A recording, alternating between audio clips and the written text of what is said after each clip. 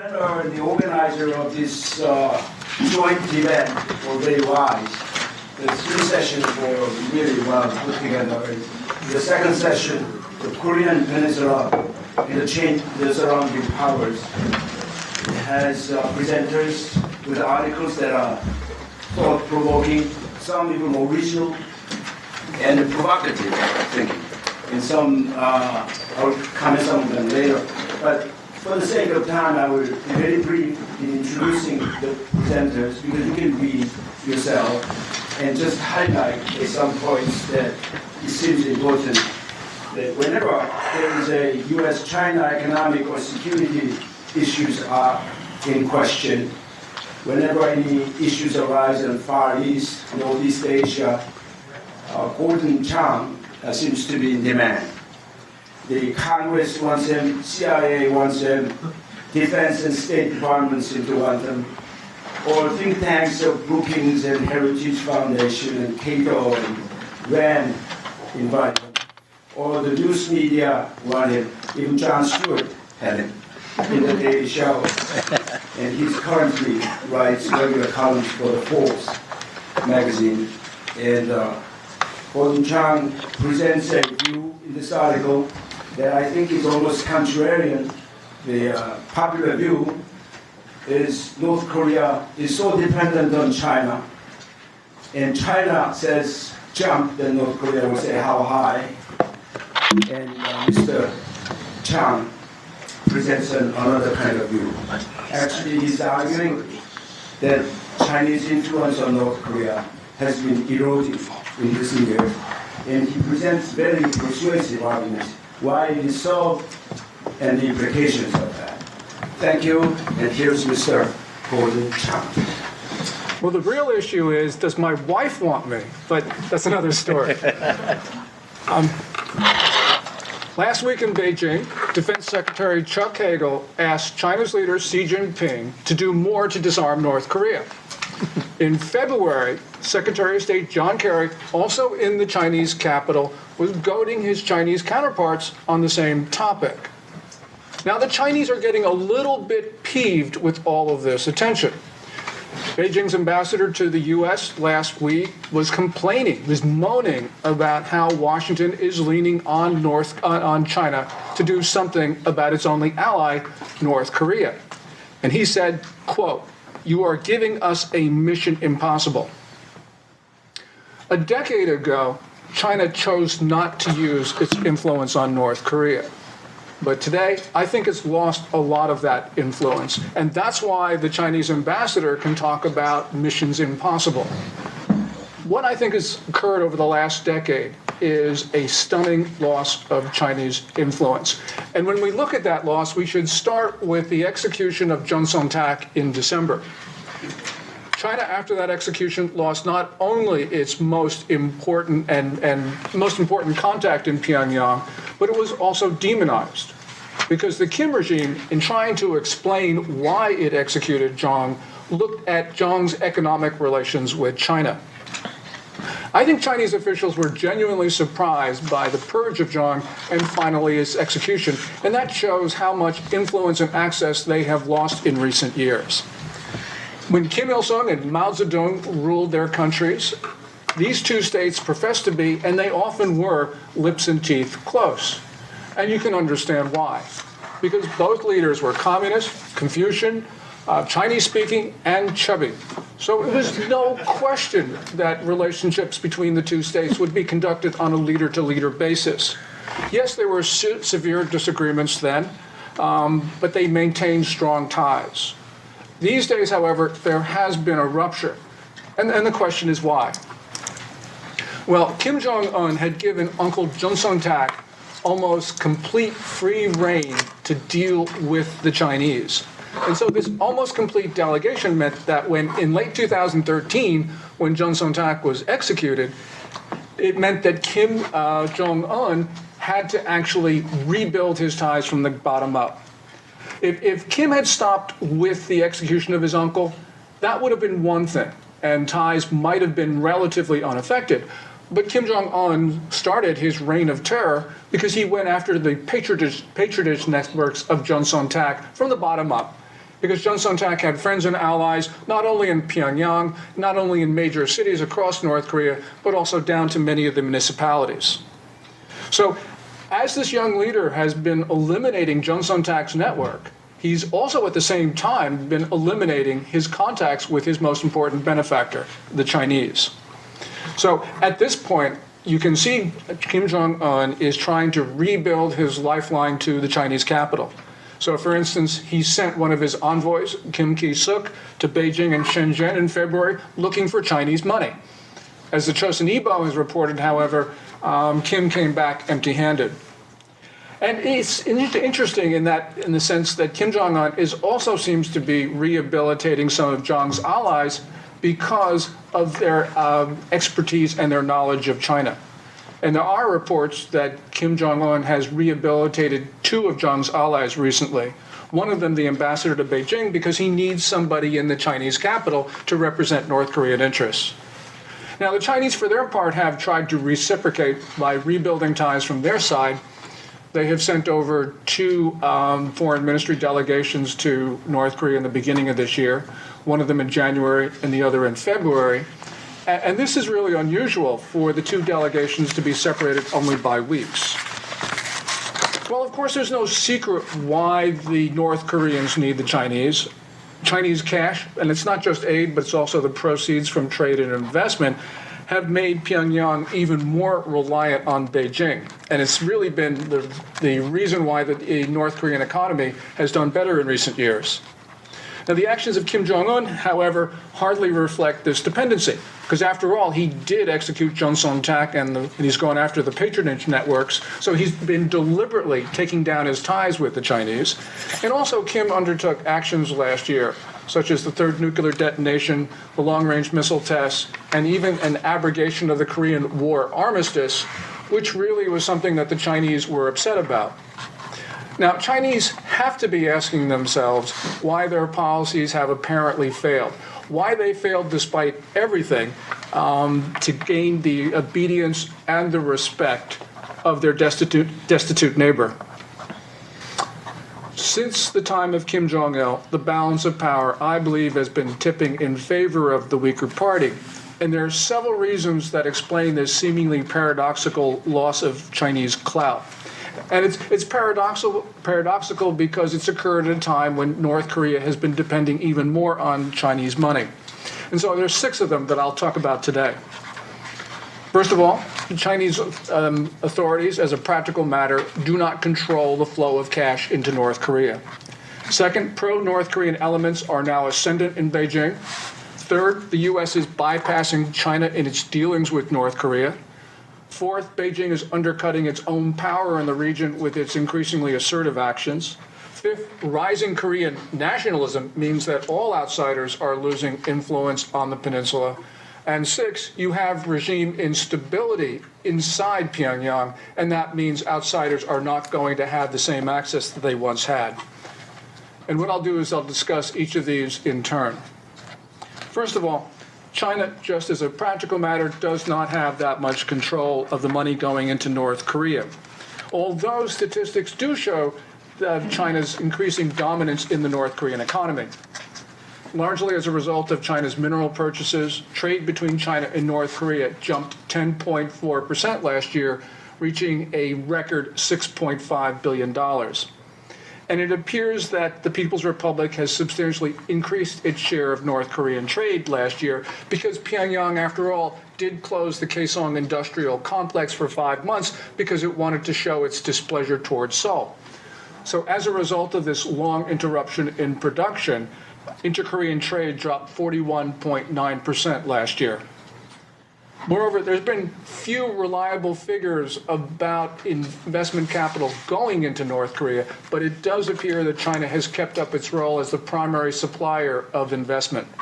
Chinese money is clearly changing the DPRK. So for one thing, the flood of China's cash has created, or at least it's contributed to, a mini boom by North Korean standards.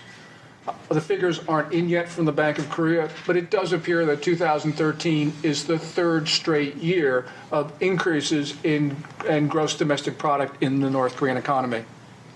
Yet Chinese leaders don't get influence for all the money flowing into the North And this anomalous situation is attributable to various factors. So for its initial matter, China's investments are such that North Korea exercises a high degree of control of the flow of money that comes into the North, because a lot of this money comes from state enterprises in China. It's large scale, and therefore, under North Korean rules, requires approval from the Pyongyang authorities. Moreover, the North Koreans have figured out that China is making many of its investments for strategic purposes, and therefore they will pay dearly for the privilege of controlling portions of the North, such as Rason, which is the port where the Tumen River empties into the sea, and also areas close to the mouth of the Yalu, which is near the Chinese city of Dandong. The North Koreans, knowing that Beijing must have what only the North Koreans possess, have made their larger neighbor overpay time and time again. And finally, Beijing has lost control of some of the money going into North Korea because this is small-scale investments by private entrepreneurs, and so therefore it leaves China under the nose of Chinese regulators. So the Chinese, despite what they may think or say, have apparently made a decision to support Kim Jong-un despite what he does. And this is important because what we are seeing is a delinking of China's diplomacy and its economic relations with the North. So this is patience. Some people may call it indulgence, but whatever label you put on it, it works against Chinese influence. Second, pro-North Korean elements are now gaining power in Beijing, and it is almost certain that Kim Jong-un has figured that out in recent years, that the military in China has become much more powerful in Communist Party circles.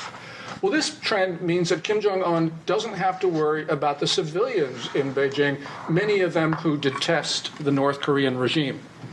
It appears that Xi Jinping, in order to rule effectively, has made the People's Liberation Army his personal political faction. And so, therefore, Xi Jinping can't say no to the generals and admirals. Now, this apparent ascendance of the PLA profoundly affects ties between Beijing and Pyongyang because the PLA is considered to have special equity in those decisions that Beijing makes regarding the Korean Peninsula. And it has special equity because the PLA lost almost 1 million soldiers in the Korean War. And Chinese military officers are known for having pro-Pyongyang views. And it's no surprise that they do, because the ties between the North Korean and the Chinese military were forged in blood, they have been held together by shared perceptions, and they're reinforced by business dealings. So it appears, therefore, that the ascension of the military in Chinese Communist Party circles has given Kim Jong-un something like immunity. And this immunity, of course, tends to reduce Beijing's influence. It means that, of course, Kim has the initiative, but it also means that China's foreign policy has taken on a passive tone, even a tone of acquiescence. And acquiescence, of course, by its very nature, represents a loss of influence. Third, a frustrated Washington is taking China out of the game. At the beginning of this century, the Chinese were becoming the center of peninsular diplomacy with the start of the six-party talks, which were all held in Beijing. And Chinese diplomats at first were very involved in this process. As they mediated, they cajoled, and they threatened the 5 other parties to the talks. And that gave them great leverage. Leverage not only over the United States, but also over North Korea as well. But as we all know, that this special role didn't last, because the Chinese were not able to push the North Koreans in better directions. And that meant the six-party process has essentially disappeared. Now, the Obama foreign policy team had reacted to this development by essentially trying to deal with the North Koreans directly. And so this, of course, marginalized the Chinese influence by taking them out of the game. And the result of this, or one result of this, was the so-called Leap Day deal of 2012. Well, that deal didn't last for more than 2 months. But on the other hand, China did not regain influence when the arrangement fell apart. So, despite the failure of the Leap Day deal, China has not regained its position at the center of nuclear diplomacy. Now, it is true that American officials will still troop to Beijing to talk about North Korea, as Chuck Hagel and John Kerry did earlier this year, but their efforts aren't going anywhere. So China's influence is not recovering. It's natural for Beijing to try to restart the six-party talks, but because of course that would restore its position and therefore its ability to influence the North Koreans. But their efforts look half-hearted. And I think that they're half-hearted because the Chinese have realized that they have missed their moment on the Korean Peninsula. So the bottom line is that China's failure in the six-party process has led to a loss of their position of general influence. Fourth, Beijing is undercutting its bargaining power with assertive actions in the region. Everybody likes to talk about how relations between Beijing and Seoul have warmed up recently, and people remind us that Park Geun-hye made her second foreign trip not to Tokyo, but to Beijing. And of course, everyone knows that China is South Korea's largest trading partner. They're now negotiating a free trade deal, and if they can put it into place, that will help cement relations. People have called Park's policy towards Beijing and Washington sort of like a G2 sort of arrangement, which seeks to maintain good relations not only with the Chinese but with us. And in some ways, this sort of resembles the policies of one of her predecessors, No Mo-hyun, who was in the Blue House between 2003 and 2008. No Mo-hyun sought to distance his country from his longtime ally, Washington. And of course, the Chinese just love this policy. But despite this superficial resemblance between Park's and No's policy, Park has one important difference, and that she is not letting her Chinese initiatives undermine the security relationship with the United States, because she realized that that is the bedrock of South Korean security.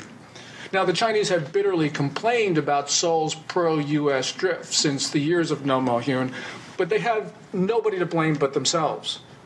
I think Chinese policymakers need to make a number of fundamental shifts before they can have stable ties with the South Koreans. They will, for instance, I think, have to end their country's special relationship with the odious Kim regime, for one thing. Because although China is perceived to have special influence with the North Koreans, and that gives South Korea more incentive to deal with the Chinese, nonetheless, it also tars Beijing in the eyes of the South Korean populace. And we saw that, of course, in 2010 with the sinking of the Chonan, 46 dead, and also the shelling of Yongpin Island, 4 killed. Now, Beijing had an opportunity to win over Seoul at that time, but unfortunately for the Chinese, they decided to stand with their North Korean ally.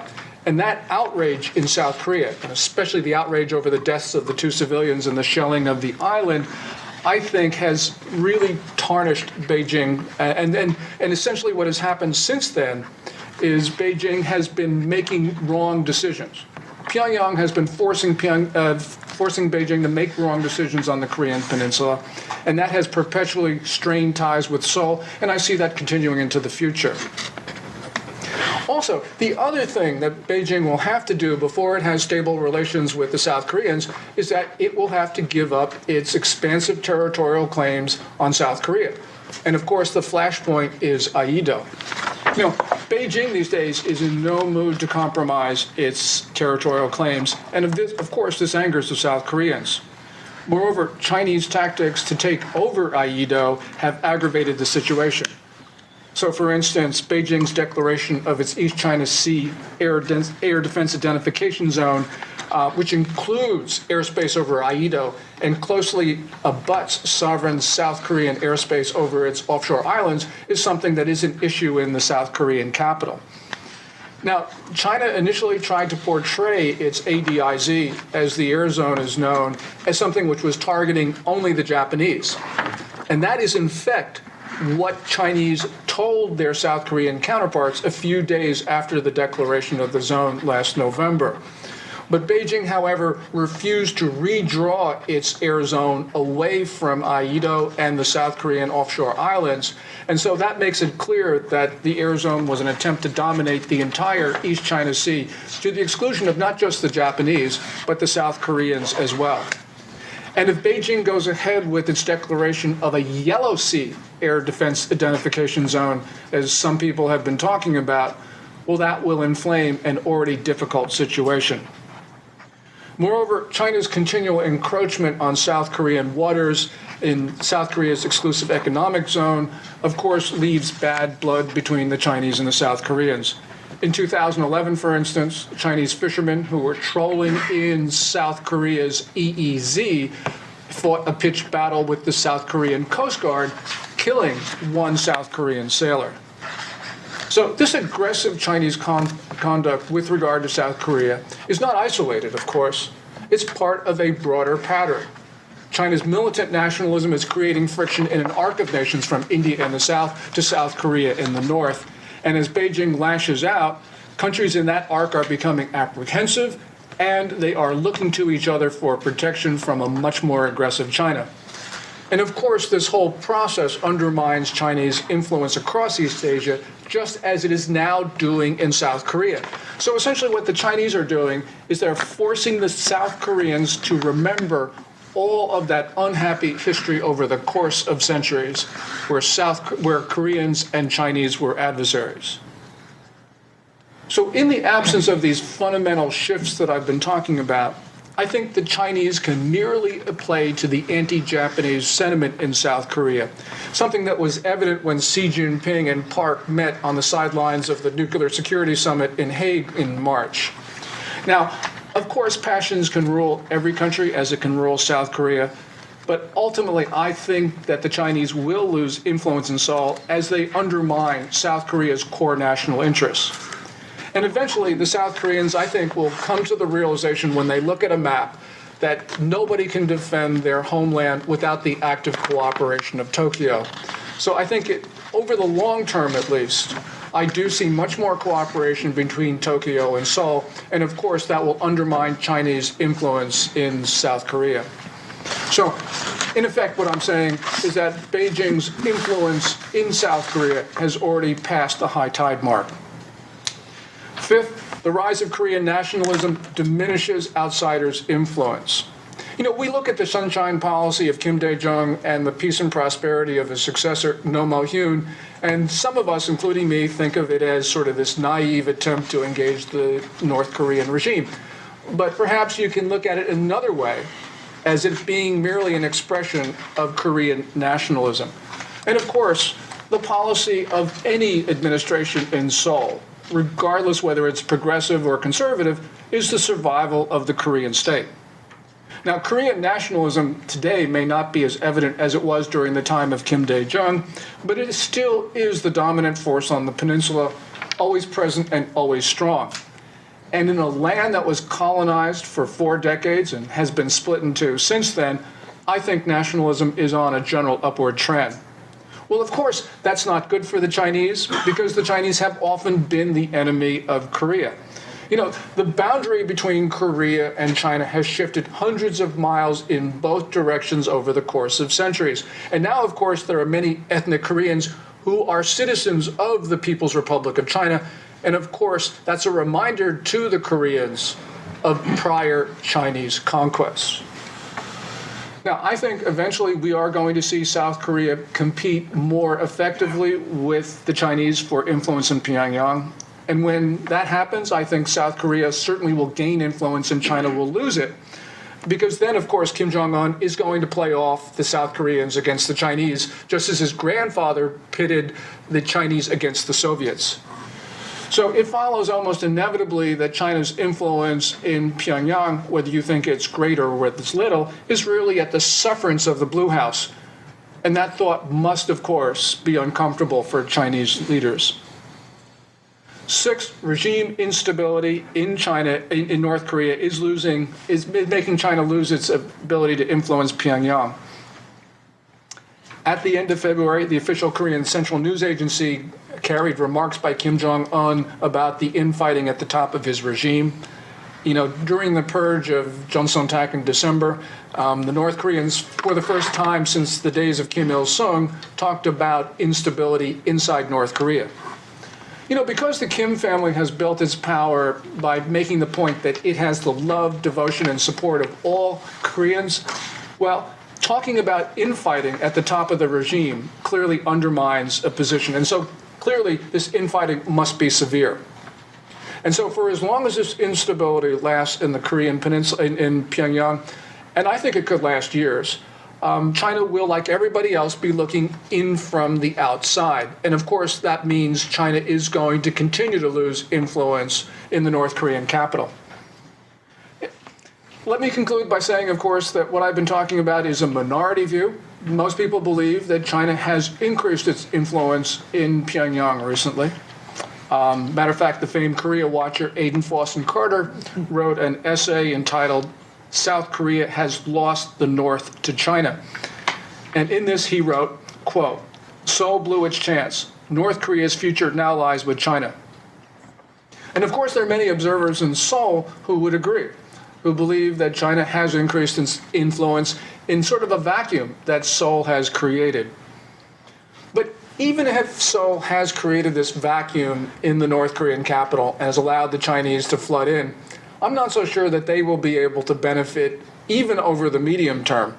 Because in late March, Chosun Ilbo reported that Kim Jong-un ordered the hanging of posters and signs with a quote from his grandfather. And that quote is, "China is a turncoat and our enemy."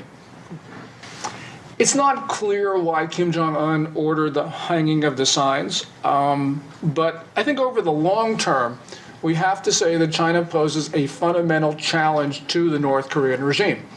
Because the People's Republic, after all, represents modernity and progress, and modernity and progress are threats to a Kim state, which can survive only in a closed environment. I think that the Kim rulers have always known, not only this one, but the previous one, that they cannot follow China's path because economic reform and all of this hectoring from Beijing about economic reform poses an inherent threat to the future stability of the North Korean regime.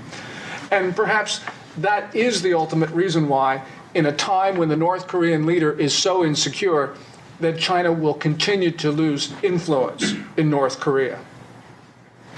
Thank you.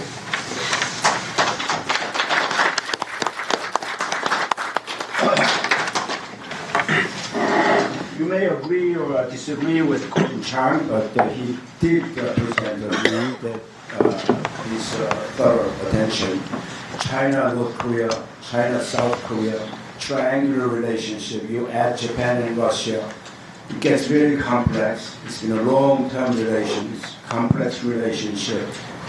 And to do a full comprehensive analysis on these elements that Mr. Chang brought to the analysis needs to be looked at. That is the leadership patterns of China and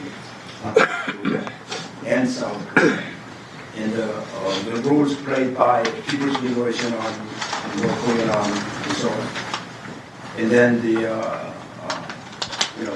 party, Communist Party, and the roles leaders play, and relations between the party and the military, and so on. The idea that Xi Jinping's ascension brought greater power to People's Liberation Army and played a big role was a very revealing information, to me at least. I'm sure it has generated some questions in your mind, and we will have some time after all the presentations are done.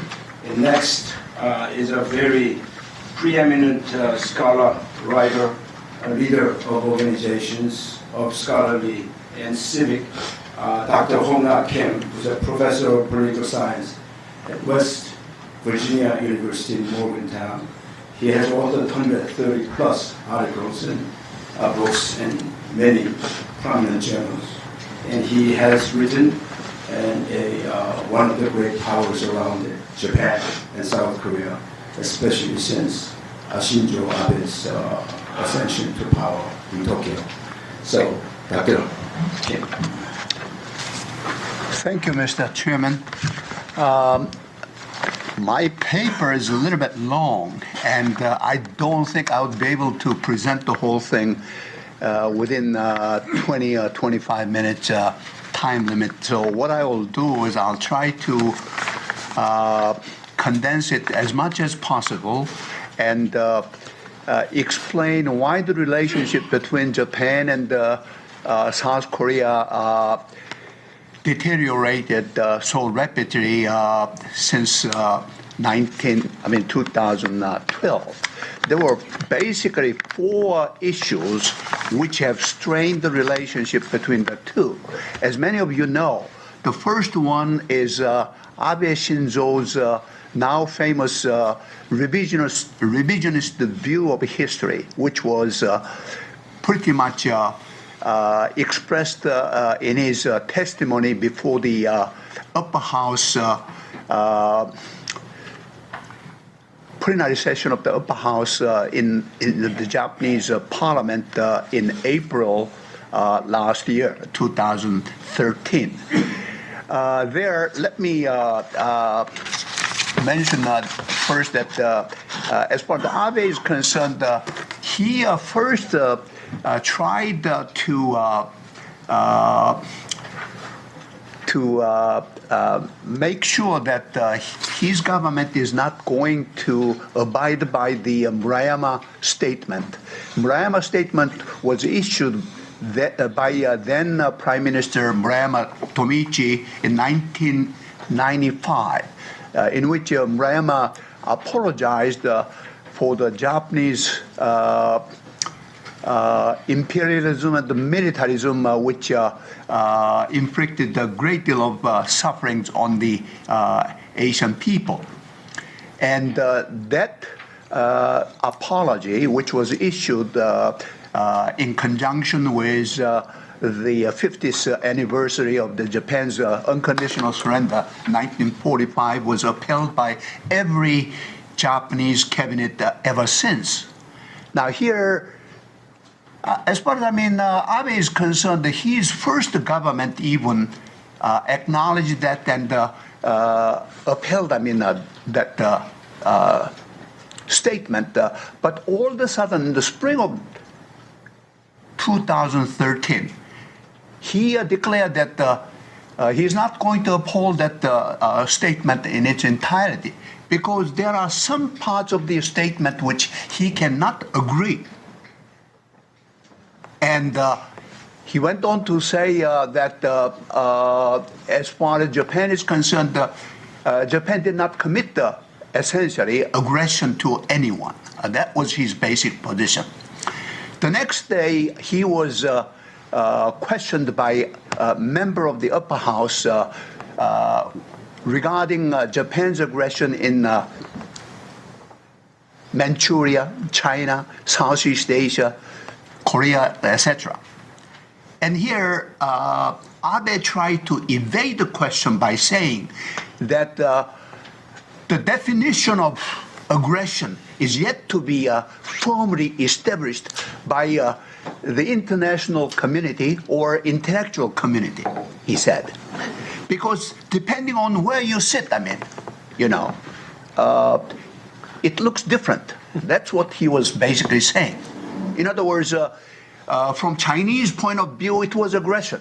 But from Japanese point of view, it was self-defense. That's what he was saying. He then said, Japan has not committed any aggression to anyone. Now here, let me explain Abe's historical so-called revisionism. In other words, as far as Abe is concerned, he wants to revive the grandeurs of the lost empire. And for this purpose, what he would like to do is to do away with the seamy side of Japanese history, especially that part which deals with Japan's aggression in Asia. And so what he tried to do here is simply to either hide the unpleasant past or distort it if possible. And he tried to evade that whole thing. Here, let me also mention that as far as Abe is concerned, he even denied that the Class A war criminals, there were 28 of them, and I think 25 of them were sentenced, found guilty and sentenced to either by hanging or execution or the lifetime imprisonment, etc. But here, as far as Abe is concerned, in his book, here I have his book here, Utsukushii Kunie, Okay, this was published in 2007. And here, if you look at the page 59 to 62, he mentions that these criminals, Class A criminals, were not the criminals under the Japanese law. And there's nothing, I mean, they should treat them as a criminal, which is, essentially denying the verdict of the Far Eastern Military Tribunal, which found these guys guilty and sentenced them to a death or long-term imprisonment, you see.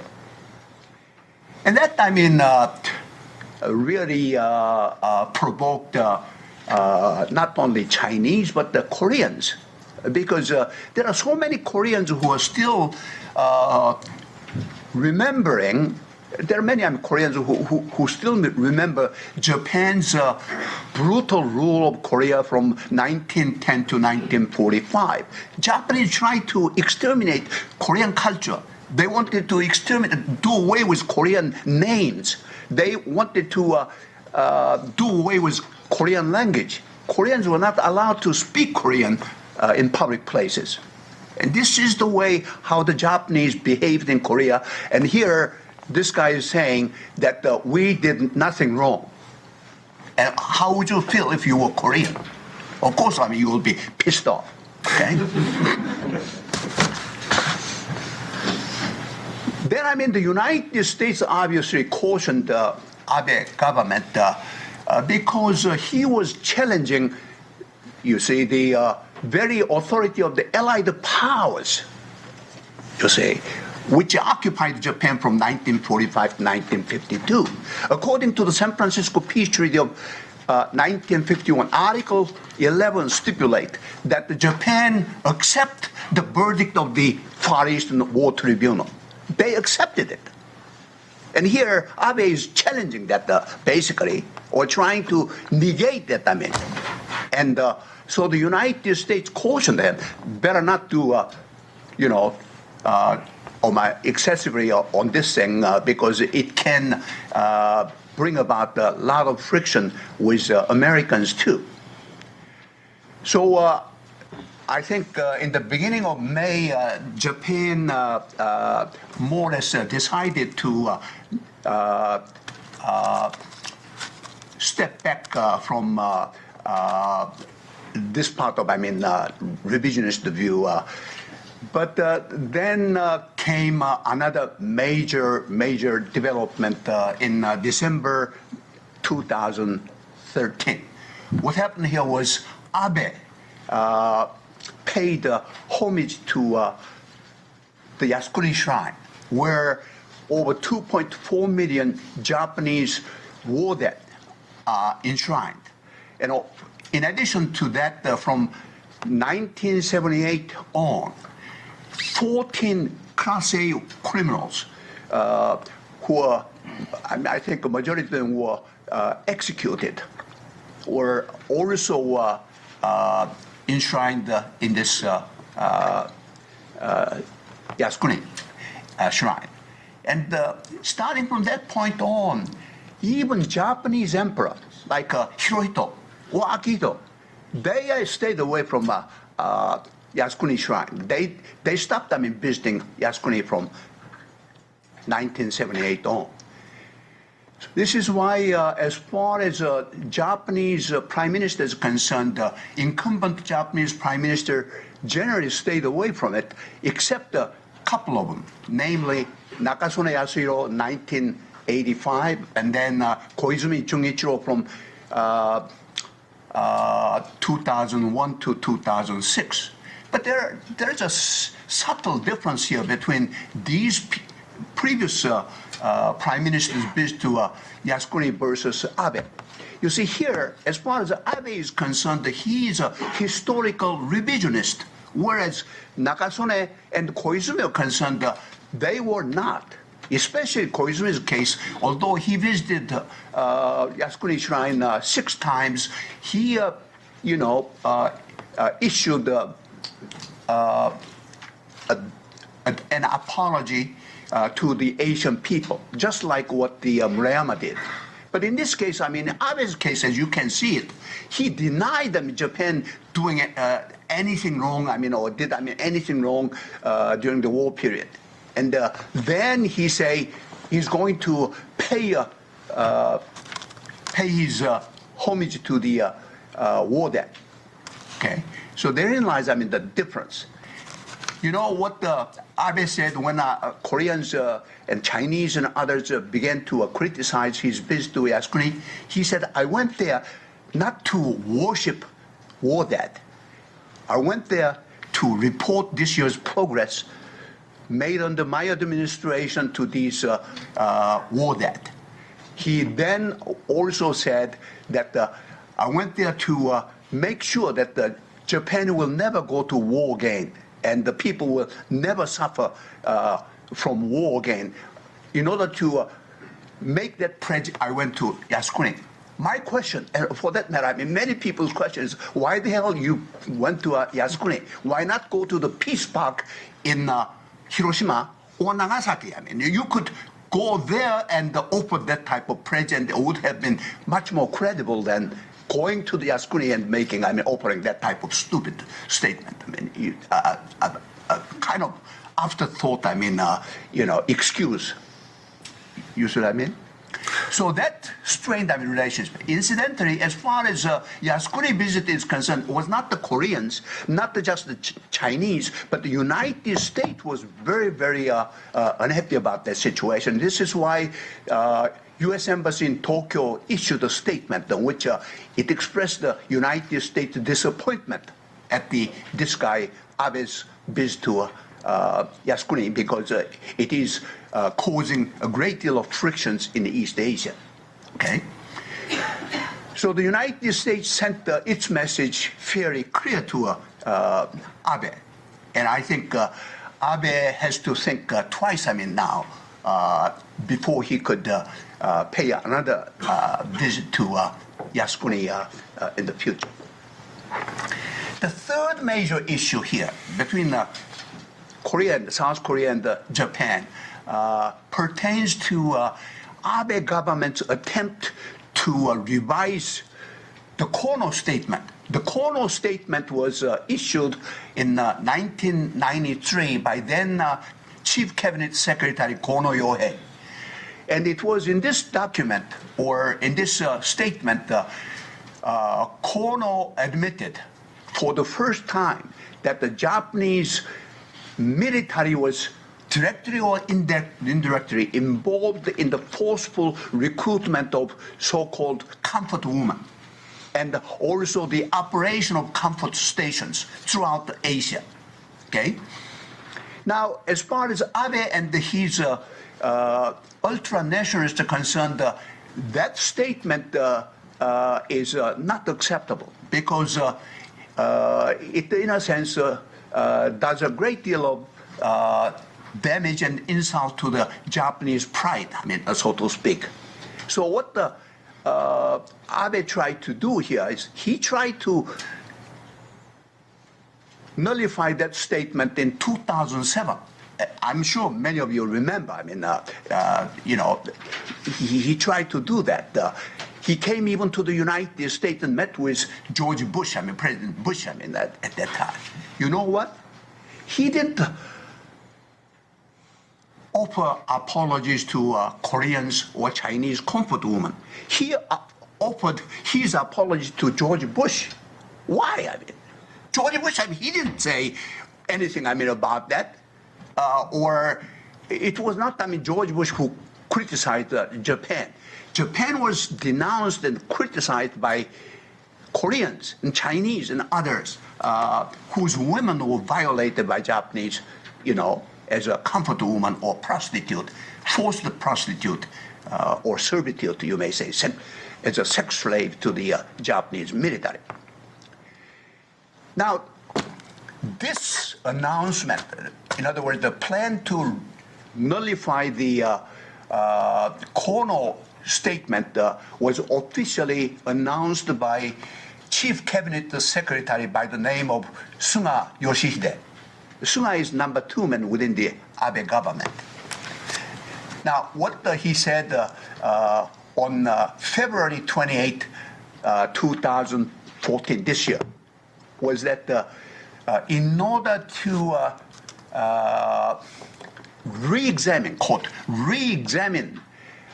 some of the evidence used in the drafting of the Kono statement, he was going to set up a team of investigators within the Japanese government and to see especially whether or not the testimonies given by the 16 Korean comforter women back in 1993 were valid or not. You see what I mean? Dr. Larry Nick is here in the the audience. He's a well-known scholar in this field. He has written a famous congressional research memorandum on the Japanese comfort woman system. And if you read that document, you see Kono statement was not drafted on the basis of the 16 comfort women's testimony, but rather it was based on Japanese, American, Dutch, and Korean, Chinese, other documents. There are several hundred documents. And Japan cannot simply deny, or distort, these documents. Documentary evidence is right there. And some 200 documents were dug out by Professor Yoshiaki of the Chuo University. According to Yoshimi, he found at least 126 or thereabout of documents in the Japanese, self-defense forces library, military library. And also he found something like 56 documents from the Japanese Ministry of Foreign Affairs document. And also he got additional 20 or 30. So a couple hundred documents he dug out, and the revelation of these documents by Professor Yoshimi in 1993 precipitated or prompted Kono Yohei to come up with that apology of 1993. You see what I mean? But here, Abe and the Suga try to hide the fact, and they think simply by looking into the testimonies given by 16 Korean comforter women would, cast so much doubts about the validity of their testimony that can nullify the Kono statement of 1993. That was a stupid move on the Abe government. And Abe came to realize that that was not going to fly. So what did he do? On March 14, this is just 1 month ago, March 14, 2014, Abe declared in the upper house session that he has no plan to change the Kono statement of 1993. So in other words, what he said in his testimony before the Japanese Diet was that he's not going to change or nullify or retract the Kono statement. He also declared that his government is going to uphold Murayama statement of 1995 too. So in other words, here for the first time, Abe came up with a clear-cut statement that his government is going to uphold both Murayama statement and the Kono apology all at the same time. And this apparently pleased South Korean government. President Park Geun-hye went on, expressed that press conference that she was encouraged by this turn of event. She, I think the exact word was, she was relieved because Abe came up with this statement. So this, in a sense, settled the issue for the time being. I say for the time being. It's not permanently settled. Why? Because there are some Japanese cabinet members who are trying to, nullify, or to change Abe's statement here, or position, once more. Hangyu Koichi, for example, that guy is assistant president to Abe Shinzo. And what he said was that depending on the outcome of the re-examination of the testimonies given by these comfort women, Japanese government can come up with a different statement on comfort woman thing, and that cannot be ruled out. And then there was another guy, this guy Shimomura Hakubun, who is Minister of Education. He's another ultra-nationalist and well-known historical revisionist. You know what he said? He said that the Kono statement was not approved by the Japanese cabinet. Murayama statement was not approved by the Japanese government. In other words, what he was saying was, in both cases, Murayama statement and Kono statement were not the quote unified view of the Japanese government, unquote. Why? Because they were not approved by the Japanese parliament. Then this guy Sunga came to realize that this was a real bombshell that got to be removed. So he quickly put away that statement by saying that as far as Hangyu's statement is concerned, it's his personal view and not representing the Abe government. Now, as far as this guy Shimomura Hakubun is concerned, Shimomura corrected, quote unquote, he corrected his original statement by saying that yes, Murayama statement was approved by the Japanese government. As far as Kono statement is concerned, it was not officially approved, but it represented the general consensus of the Miyazawa government. Miyazawa Kiichi was prime minister at that time, the Miyazawa government.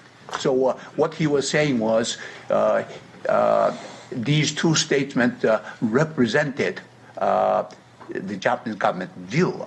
Virtually that's what he was saying. Okay, my time is already close to up, but let me go over one other issue which strained the relationship here between Japan and South Korea, and that is Dokdo Takeshima territorial dispute, Japanese-Korean territorial dispute over Dokdo Takeshima. I'm sure many of you have heard about this, but not too many people know details. So let me explain why this issue is such an emotional issue, which is more likely to bring about exacerbation of relationship between the two in the future. First, within next time, a couple minutes, let me explain the background of Dokdo dispute and why Koreans regard it as Korean territory, or why the Japanese believe it belongs to Japan. First, let me explain. As far as the Japanese are concerned, Japanese maintain that Takeshima, Dokdo, Koreans call it the Dokdo or Takeshima, or Ryangkur rocks,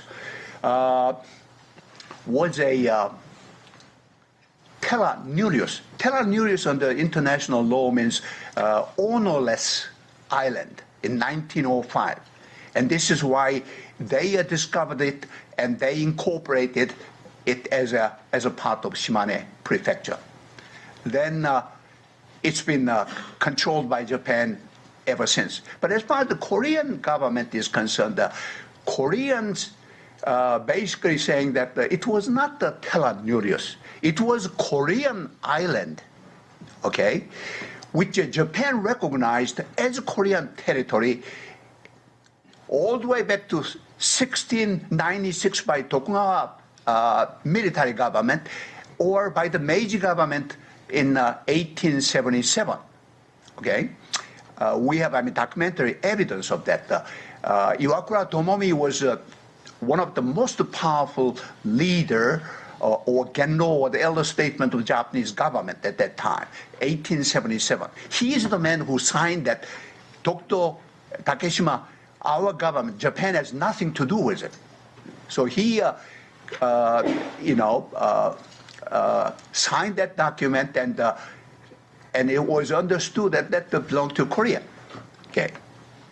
Anyway, let's now look into the post-1945 period here.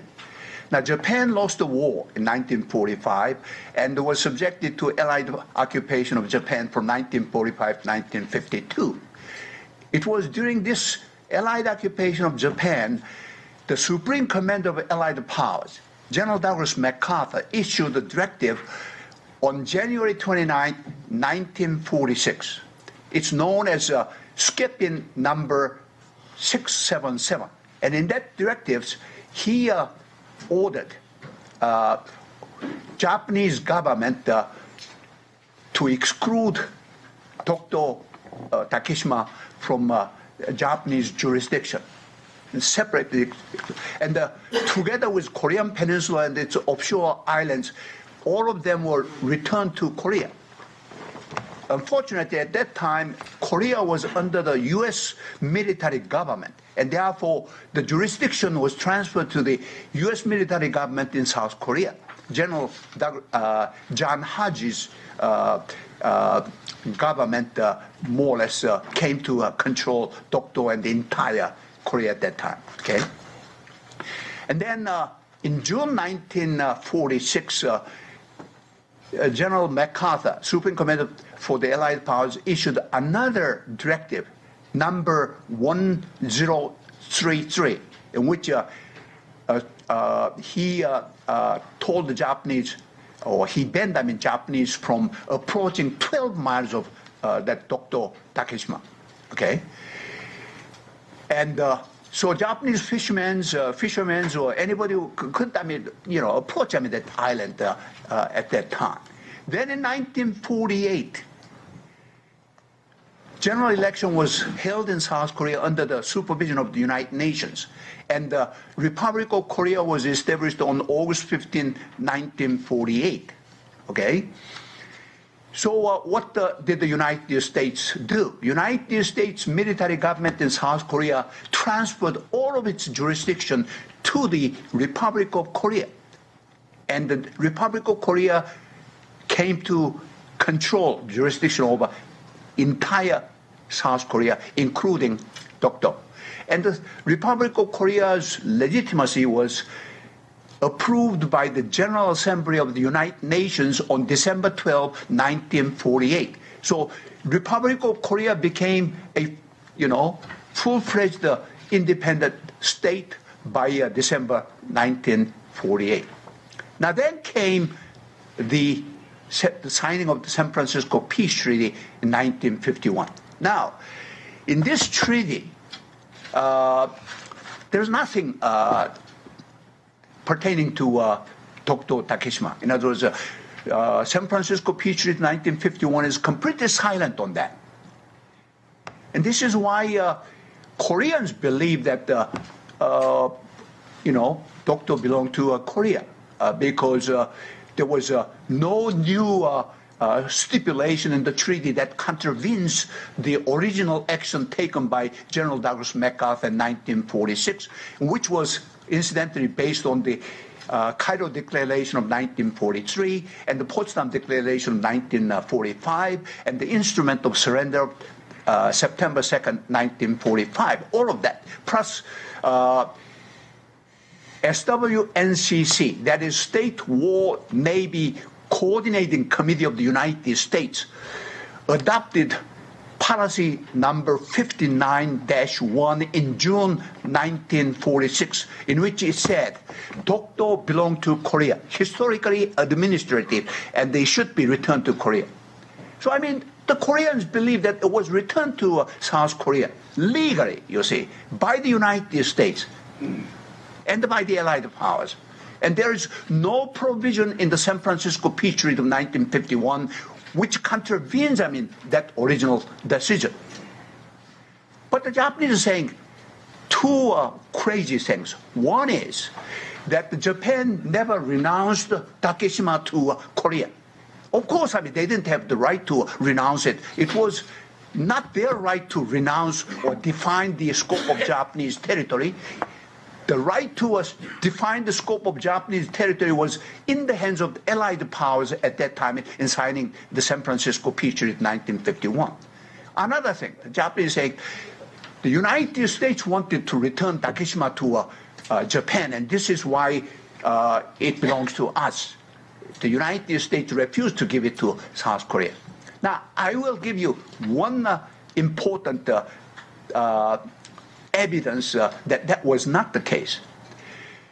You all know John Foster Dulles, who was instrumental in drafting the San Francisco Peace Treaty of 1951, and he was U.S. Secretary of State in 1953 under General or President Eisenhower. You know, in December 1953, John Foster Dulles, Secretary of State Dulles, dispatched a secret telegram to the U.S. Embassy in Tokyo and also Seoul, saying that Japanese want the invocation of U.S.-Japan Security Treaty, or it wants U.S. help in getting the Takeshima and the Dokdo back, Takeshima Dokdo back. And John Foster Dulles said, the United States was only one of the 48 Allied powers which signed the San Francisco Peace Treaty. And the United States' view does not represent the 48 other signatories, the 47 other signatories' view on this issue. And therefore, we cannot accommodate or accept the Japanese request here. He rejected it and turned it down. And that meant that the United States would not, want to deal with this issue anymore, you see. And Dulles asked Japan and Korea to negotiate and work it out. Starting from 1954 on, Japan started to propose that maybe we better take the case to the International Court of Justice. The South Korea said, no, we're not going to take it to International Court of Justice. Why? It's ours, and why do we have to take it to International Court of Justice for judgment, or litigation, and that thing. Well, in spite of all these, grievances and complaints, you know what the Japanese did? Japan signed basic relations treaty with the Republic of Korea in 1965, and they normalized the relation there. And in that treaty, the basic relation treaty of 1965, there is no single provision pertaining to Dokdo Takeshima. In other words, this means Japan acquiesced to South Korea's claim to Dokdo Island at that time. You see what I mean? But in 2005, they resuscitated or revived this stuff, rehashed this thing one more time. The so-called Takeshima Day was sponsored by Shimane Prefecture on February 22nd, 2005. And what they were trying to do there was to commemorate Japan's takeover, Takeshima 100 years ago from Korea. Or as Tella Nurius, as they call it. So this is the way how this Dokdo Takeshima dispute became such a big deal in Korean-Japanese relations. And as far as Korea is concerned, it has no intention to take the case to the International Court of Justice. Now, this means the only way Japan can take it over from Korea is by going war against Korea. And the Koreans are not going to simply sit idle like what they did back in 1905. They're going to fight. Okay? So this means it's a very, very unfortunate turn of event that the Japan Abe government, here specifically, tried to adopt adopted actually, has adopted this new guidelines on Dr. Takeshima for the teachers of high school and junior high school history classes. What he said was, Takeshima Takeshima is an inherent territory of Japan, which is illegally, I'm quoting here, illegally occupied by Korea, South Korea. Now this is planting seed of hostility or animosity here, enmity here between the two nations. Now if this type of thing is allowed to continue, I think down the road, there will be war between Korea and Japan on pertaining, to the territorial claim of Dr. Takeshima, and so it's a very, very unfortunate development here. Actually, when he took over power in December 2012, Prime Minister Abe said that he was not going to make a big deal out of Takeshima issue in order to cultivate friendly ties with South Korea. But he changed his mind, and I think toward the end of February 2014, he declared that Japan is going to take the case to the International Court of Justice. Again, whether Japan does it or not, it doesn't matter. It doesn't really amount to anything unless South Korea agrees to take the case to the International Court of Justice. You see what I mean? So it means, very little here. Since my time is up, I will quickly summarize the whole thing in next 1 or 2 minutes, okay, in the form of conclusion. Now here, as far as the conclusion, number one is concerned, as you can see, the Japanese-Korean relations were strained the past 16 months of their part, largely because of Prime Minister Abe's revisionist view of history. That's number one. Number two, he tried to, on the basis of this revisionist view of history, he tried first to revise the Murayama statement. When that didn't work, he then came up with a third one here to revise the Kono statement in February 2014.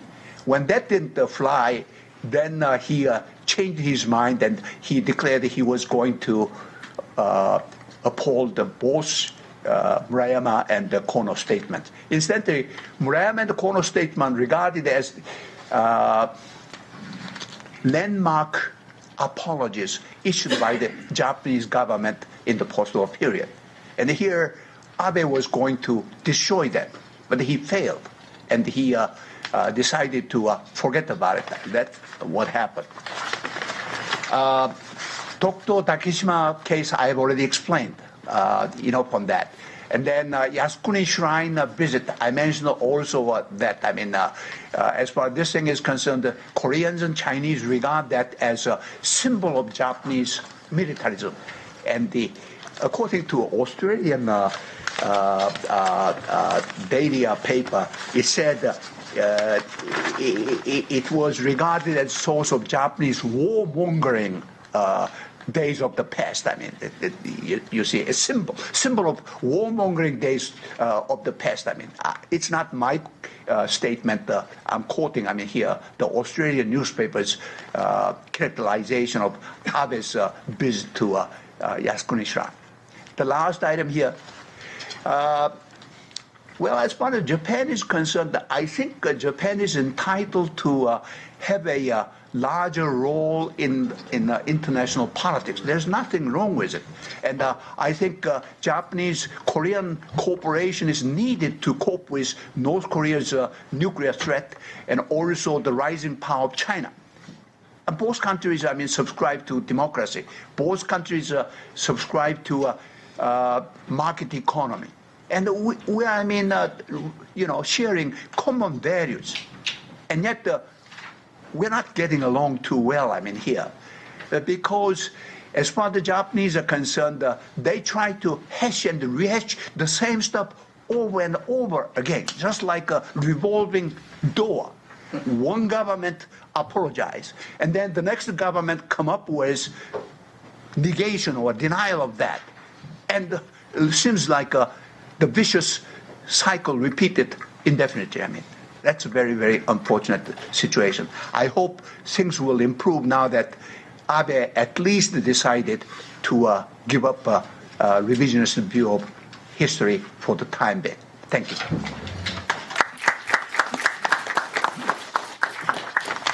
Thank you, Dr. Kim, for a very detailed and I believe very convincing illustration of points of explanation that brought relations between two countries to such a strained, tension-filled atmosphere.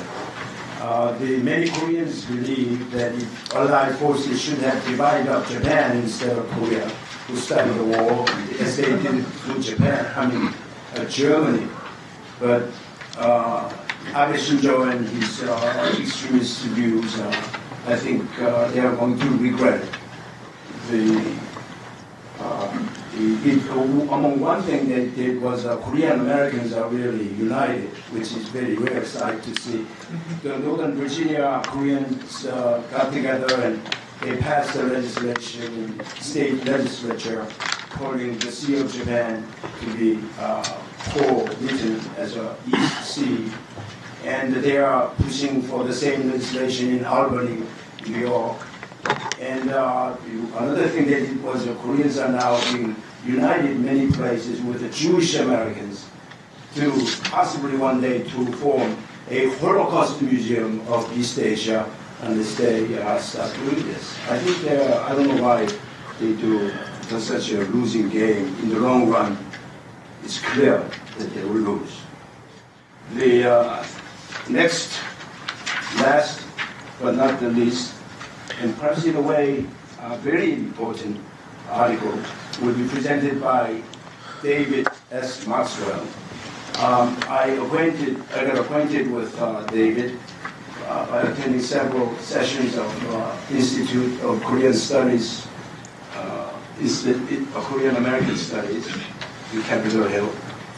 And I learned that he was an expert in security studies, not just from research, but through expertise forged out of many years of actual experience in East Asia, most of which was in Korea. And he presents here an article that is, in my view, very unique, original, hopeful, and most major points I fully agree with him. And I'd like to hear his presentation. And it's too bad that the papers of this session the printed versions are not entirely available for you, but they are available online. Please take a look at his paper. Thank you. Thank you. Thank you to KEI and HRNK and ICKS. It's great to be here. The title of my presentation is "Should the United States Support Korean Unification, and if so, how?" So I think you tell from the title that I think we should. The first point I'd like to make is that the United States policy of strategic patience has really led to strategic paralysis. And this strategic patience is really not a strategy at all unless you subscribe to the adage that having no strategy is a strategy. We've not been able to solve the two major problems we've already talked about today, to solve the nuclear issue, nor to stop the crimes against humanity that have been occurring really for the last 60-plus years. An elimination of the nuclear program by force or forcibly liberating North Korea, the North Korean people, do not appear to be feasible, suitable, or acceptable options at this time. And yet, diplomacy has not succeeded either. Now, although we've had had peaceful unification as the end state for the alliance since the Joint Vision Statement of 2009, reaffirmed by President Park and President Obama in May of 2013, we really have not seriously discussed or pursued unification from a strategy perspective. But now President Park's leadership is providing us an opportunity to think seriously about unification and, most importantly, to develop a strategy around unification. The key assumption that I make and why unification is important is that I think it is the best chance for producing peace, stability, and security in Northeast Asia in the long term. And so I think that assumption is the foundation for my thesis here. Now, if I was to develop a strategy, the first thing I'd want to do is develop an end state. And I would say that the end state that we should think about for envisioning the Korean Peninsula is to have a stable, secure, peaceful, economically viable, non-nuclear peninsula reunified under a liberal constitutional form of government determined by the Korean people. Or said another way, under the ROC government. Why support reunification? Well, first, we need to look back in history. We should look to the Korean Armistice of 1953. Paragraph 60 states pretty clearly that the Korean question must be solved. That paragraph called for political parties to for all the parties to come together and determine a political solution to the Korean question 3 months after the signing of the armistice. More than 60 years later, we haven't done that. But the armistice recognizes that the division of the peninsula is unnatural and wrong, and it must be, that Korean question must be solved. I think there are also practical reasons. I think that unification ultimately will reduce defense costs for both the ROC and the United States. For obvious reasons, unification means that there is no more threat from North Korea. I think there's also moral reasons that we should consider, and we should look hard to the history. We've heard quite a bit of history between Korea and Japan, but we should also recognize the role that the U.S. has played in Korean history. If we go back to Taft-Katsukura Agreement, we know that led to the colonization of the Korean Peninsula. If we look at the decision in 1945 to use the 38th parallel as the dividing line between Soviet and U.S. forces taking the Japanese surrender, that, of course, led to the division of the peninsula. Even though that was done, I believe, in good faith to try to, and ultimately prevented communist domination of the entire peninsula, it led to the division of the peninsula.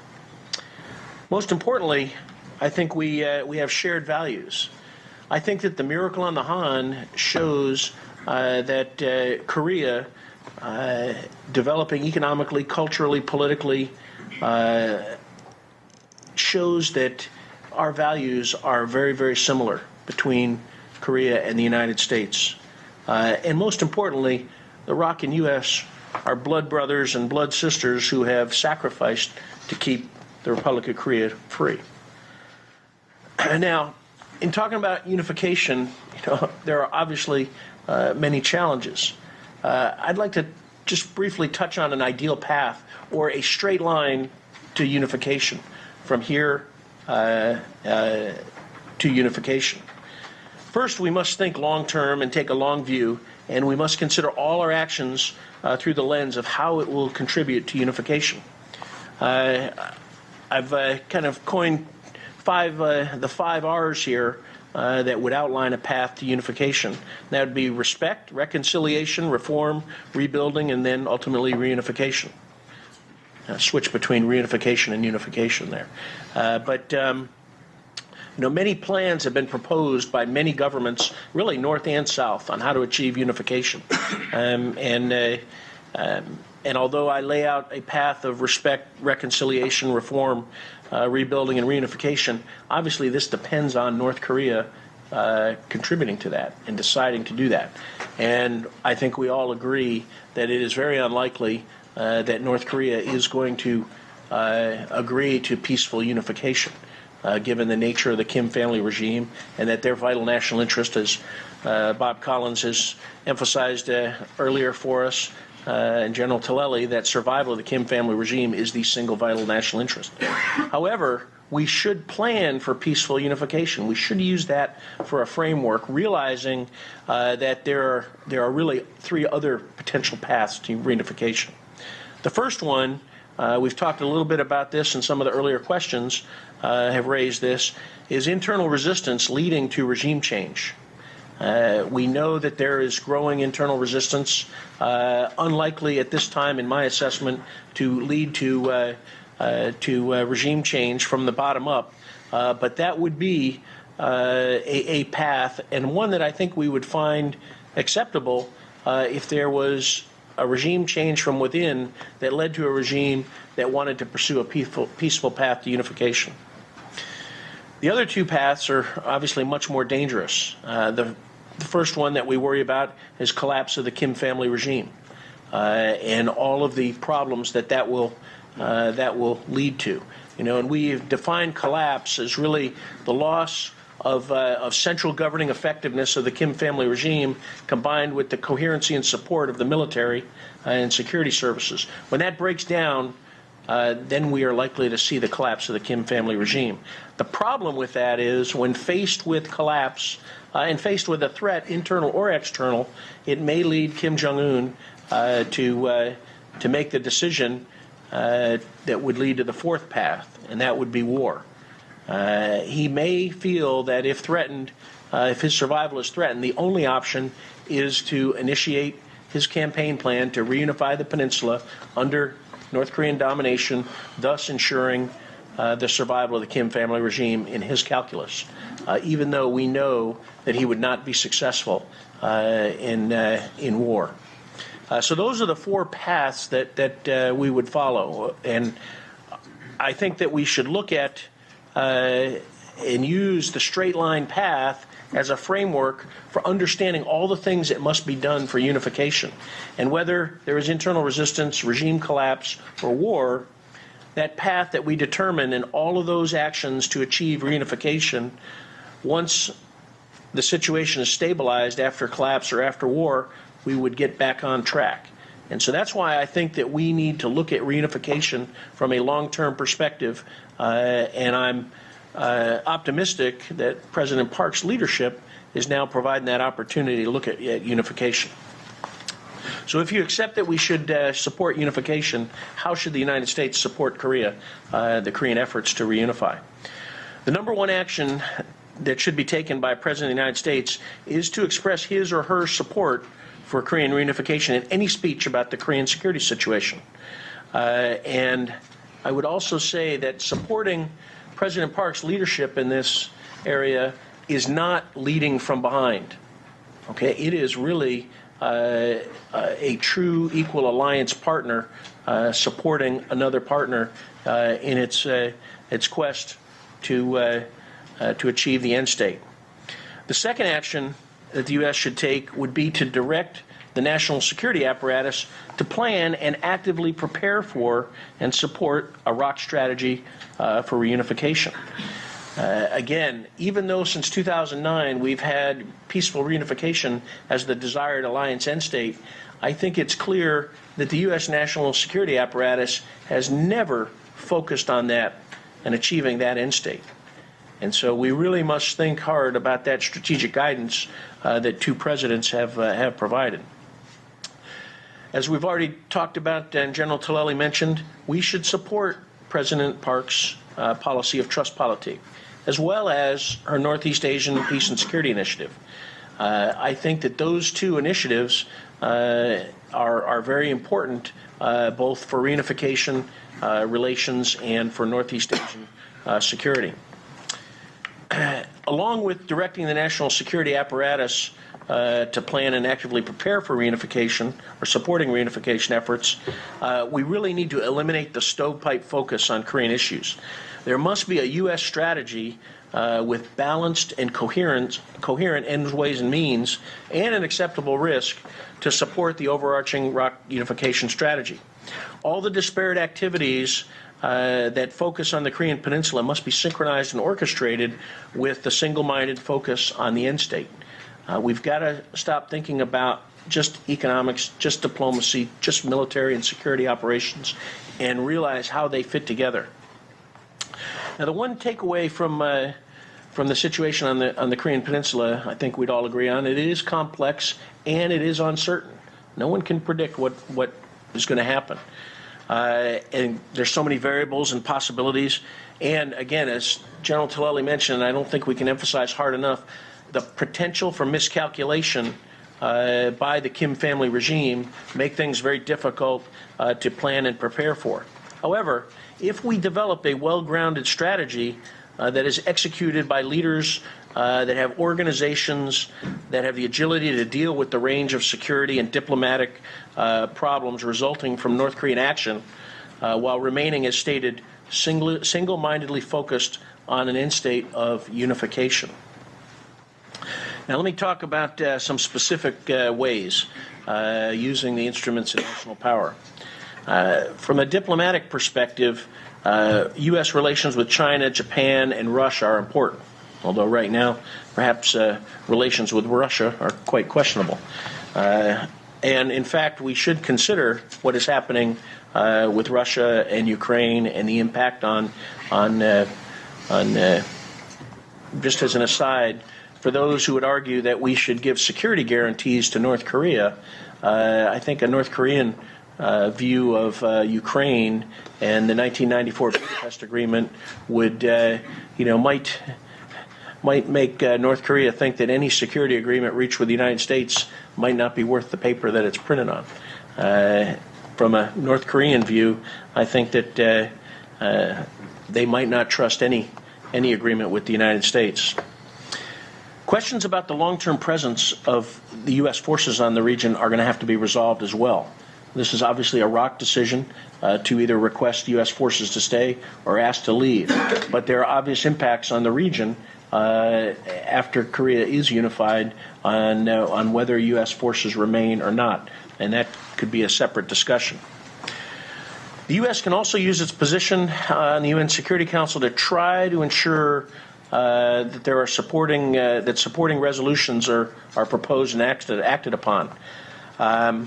However, again, given the current situation with relations with Russia, it is unlikely that we would be able to get any resolutions passed, which means I think we need to go back and look hard at UN Security Council resolutions 82, 83, 84, and 85, which were passed in the summer of 1950 to deal with the North Korean attack, and to see what remains relevant, since they still remain in force and can be used to provide legitimacy for whatever actions are necessary to unify the peninsula. I heard last night from a scholar, a Korean and Russian expert, who said that given the relations with Russia and Russia and the United States, it is unlikely that we will ever be able, or at least in the near term, ever get a resolution passed on Korea dealing with unification, because Russia will veto it. And I think we need to keep that in mind. From an economic perspective, and we can talk about, there are people here who know much more than I do about the economic impacts of unification, although I'm hearkened by President Park's use of the word bonanza or jackpot for unification. What I think is important about that, though, is not looking at the negative costs of unification, but looking at the opportunities for investment and what that may return. There's a lot of things that need to be done in North Korea, a lot of investment in infrastructure, but there's also great opportunities for return on investment in the long term. When there's a country that has 80 million people with the industry and ingenuity of the and experience of the South and the resources of the North, there is a lot of economic potential on the Korean Peninsula. And as I've said, the most important element to success will probably be investment in North Korea to be able to properly use the natural resources that are present and develop future industrial capacity and the infrastructure. The U.S. government, though, should be prepared to establish economic policies that will encourage U.S. industry also to invest. There'll be great competition and certainly the chaebols will have, I'm sure will have primacy. But international investment in the North will be very important, and the U.S. should encourage U.S. industry to invest. And the ROC and the U.S. government should also consider if it is possible to work out procedures under the current free trade agreement that would help bring U.S. investors to the peninsula when the time is right. And lastly, when reunification occurs, before reunification occurs, and while the Kim family regime is still in power, the U.S. may consider lifting some economic sanctions to support diplomatic or informational efforts of the ROC, as well as to possibly lay groundwork for future economic investment during the reunification process. Now, obviously, sanctions are going to remain in force to achieve the effects that we want to achieve, but there may be a time when we want to loosen them, particularly as we think we're moving closer to a time when the real process for unification can occur. This, of course, is very controversial and really must be assessed to see how it will support long-term and make a long-term contribution to unification. From an information perspective, the number one consideration has to be getting information into North Korea, to the population, as well as to the second-tier leadership.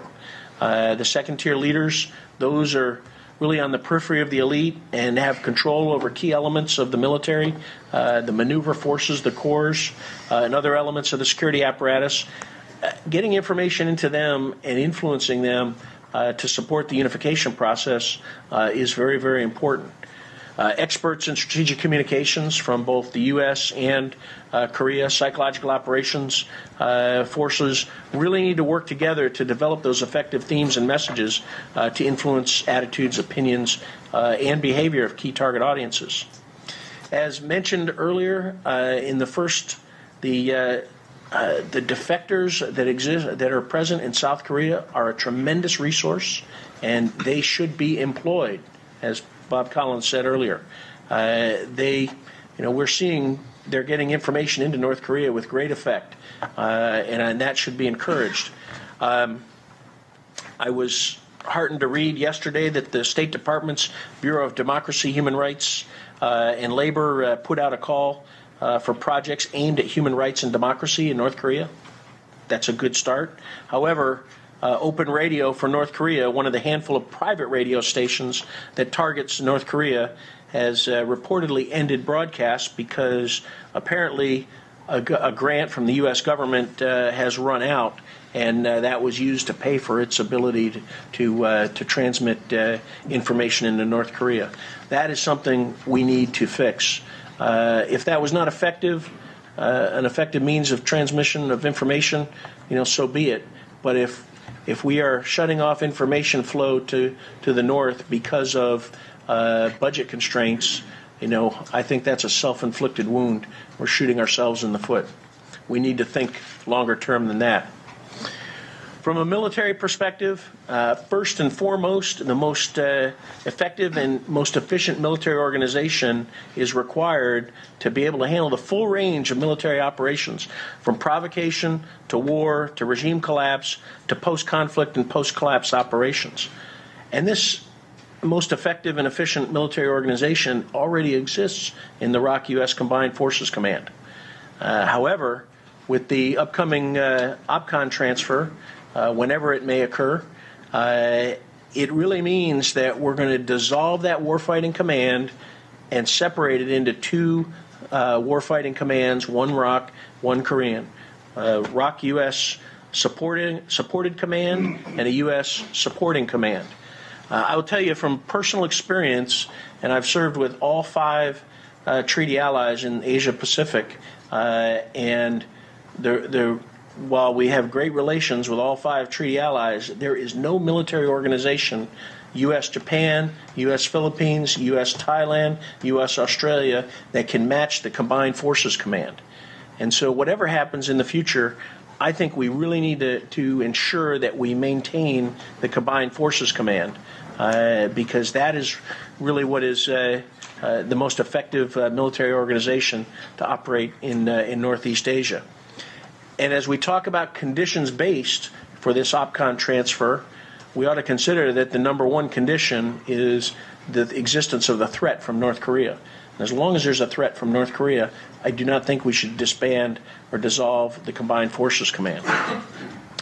We also have to consider the United Nations Command, which of course remains on the peninsula to maintain the armistice and also serve as the UN headquarters to be able to integrate other international forces to command and control should hostilities resume and those sending states or other UN states may contribute forces.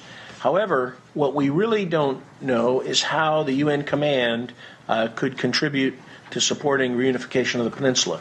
That is, of course, the UN command established by those UN Security Council resolutions, and the U.S. is the executive agent of the UN command. It's a responsibility of the U.S. to determine how the UN command should operate. Now, as there's growing internal resistance to the north, I think South Korea, the Republic of Korea, should determine if it is feasible and desirable to support that resistance, and if that resistance can contribute to reunification. If so, the United States should be prepared to support the Republic of Korea with an unconventional warfare campaign that would support the internal resistance in North Korea. Finally, ROC and U.S. military forces need to continue to refine the plans for the full range of contingencies from provocations to internal resistance to regime collapse and to war. And again, all the plans need to have the single alliance end state specified, unification, so that all military organizations develop comprehensive plans that will complete the entire missions. We should ask ourselves, if such plans and actions do not contribute to reunification, then we must consider the efficacy of conducting those actions or developing those plans. The U.S. has practical and moral reasons in supporting reunification of the peninsula. While the past 60 years have shown the importance of deterrent military forces, it should be recognized that the status quo cannot be maintained indefinitely. And furthermore, as I've said, only unification will produce an acceptable security situation in Northeast Asia. Most importantly, unification provides a long-term policy and strategy focus that can cure the current strategic paralysis that exists, particularly with U.S. policy. Both ROC and U.S. presidents have stated that peaceful reunification is the desired end state, and whether it is achieved through peaceful means or not will be up to the Kim family regime. However, planning and conducting the necessary preparations as part of a comprehensive strategy can provide the alliance with the flexibility to address and perhaps mitigate the effects of any of the contingencies. And regardless of those contingencies, the alliance can remain focused on the only end state that will end North Korea's nuclear program and stop the horrific human rights atrocities that have occurred for the past 60 years. President Park has provided us with the opportunity for the alliance to develop a long-term comprehensive strategy, one with balance and coherency amongst ends, ways, and means, but with agility to address any of the paths to reunification, whether it's the ideal or straight line path, internal resistance, regime collapse, or the worst case, war. We cannot predict what will happen, but we can devise a strategy that focuses on this desired end state and that will allow us the flexibility and agility to deal with any of these contingencies. And I will stop there and be ready for questions. I'm truly impressed and feel as if I made a great alliance. This session was supposed to start at 2 o'clock. We started 20 minutes early. And taking the liberty as a moderator, I wish to speak, if you don't object, for about 2-3 minutes. A good friend of mine, Dr. Chang retired professor of economics at Jong University, has written a book in 2012, summer, a book entitled 통일은 대박이다, Unification is Bonanza. About 6 months later, on January 6th this year, Madam President Park, in press conference, in response to reporters' question, There are many people in South Korea who fear that unification will be too costly and to be too unsettling, too disruptive, and so on. But I disagree, and I think unification would be bonanza. The next day, presidential approval rating jumped to 10% more, from 53 to 64%, and it's been staying ever since. So it has some popular support as well. And her statements in Davos that unification will bring not just bonanza for South Korea, but North Korea as well, and to the powers around it as well, was very well received. And her presentation in Dresden, 3 points: the humanitarian help, and the infrastructure building of North Korea, and then there's 2 Koreas that have been divided for 60-some. Next year will be 70 years. 2 societies that has become so different. It needs to be brought back together again, and efforts need to be made, and resources need to be contributed. 3-step plan. And toward the end, this is a very important point. She said, now the Korean press and American press reported this as if these 3 conditions will be contingent upon North Korea's giving up nuclear weapons. I read her statements 3 times with underlining and highlighting, and she didn't say anything like that. Believe me, you can go back and test it. Toward the end of her speech, at the end, the last paragraph states that these are my proposals, 3 proposals. But if North Korea should give up nuclear weapons as well, a lot more will be coming. That was her statement. It's not the 3 points of advancement will be contingent upon North Korea abandoning, giving up nuclear weapons, but it will be a booster. So the 3-step plan she proposed would go on regardless of what North Korea will do with nuclear weapons. And actually, David Maxwell starts with a very realistic appraisal. North Korea will not give up nuclear weapons. We can hope for it, we can twist their arms for it, but it will not give up. You know that. You know that, and I know that. And for the pressing of human rights, it would be very satisfying that we must do it, but it's not going to improve human rights condition of North Korea. Those are the given. North Korea's Kim dynasty, unless it falls, it will not be achieved. We have to take another step. David Maxwell and my friend Dr. Shin is on one agreement point. That is, the world's policy toward North Korea should be 2-pronged. North Korea should be approached, North Korean government, the Kim dynasty should be the tooth-to-tooth, eye-to-eye. Very strong defense position and ready for any provocation they might make. That stance should never be compromised. On the other hand, our approach should be directed to North Korean people who are really suffering. There is a London Times Beijing bureau chief, who is now Tokyo bureau chief, Richard Lloyd Perry, who has written a review of Victor Char's book on North Korea, Impossible State, seems to agree with me, usually citing this choco pie incident in great detail. And I'm not going to get into that. But anyway, I'm very, very moved that Mr. Maxwell's article is is asking the American policymakers to help support Madam President's presentation on how it is to be done. My friend's view of North Korean the unification is contingent upon 4 conditions. 1, for 10 years after unification, North and South Korea should be placed under 2 separate economic zone systems to prevent massive migration and not a very delicate arrangement of push and pull factors, so that North Korean people, although starved, will be given enough incentives to stay where they are and improve their life condition where they live, instead of moving to what life would be immediately better. Lots of preparation needs to be made for that. Another point is, for 10 years or more, American troops should stay in the Korean Peninsula, and even North Korean leaders seem to have agreed to do that. Kim Jong-il is supposed to have said that to DJ Kim when they met in Pyongyang in year 2000.